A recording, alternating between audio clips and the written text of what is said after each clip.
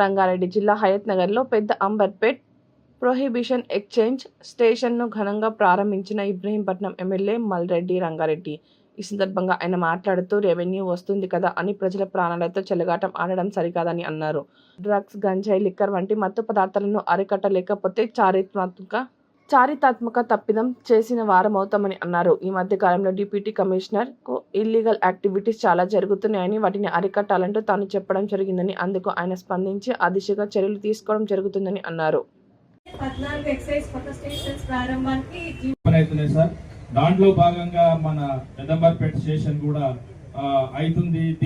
ఈ పార్ట్ లో మేము పాల్పంచుకుంటున్నందుకు మరియు ఈ మన ఆనరబుల్ ఎమ్మెల్యే గారితో మేము కూడా పంచుకుంటున్నందుకు మాకు చాలా సంతోషం ఉన్నది సార్.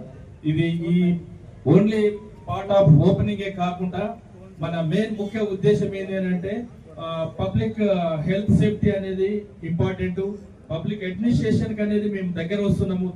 ఇంత ఎందుకంటే రీఆర్గనైజేషన్ మెయిన్ ఉద్దేశం ఏంటంటే పబ్లిక్ యొక్క గ్రీవెన్స్ ఏముంది కట్టించడం మనము అందరం కూడా హర్షించాల్సిందే, కానీ అరికట్టాల్సినటువంటి బాధ్యత కూడా మన మీద ఉంది. వసతులు అన్ని ఉండాలి తప్పకుండా. ఏ ప్రభుత్వమైనా మీకు అధికార యంత్రాంగానికి వసతులు ఇచ్చి పనిచేయమని చెప్పాలి అనేటువంటిది నేను కూడా ఎప్పుడు ఆలోచిస్తుంటా.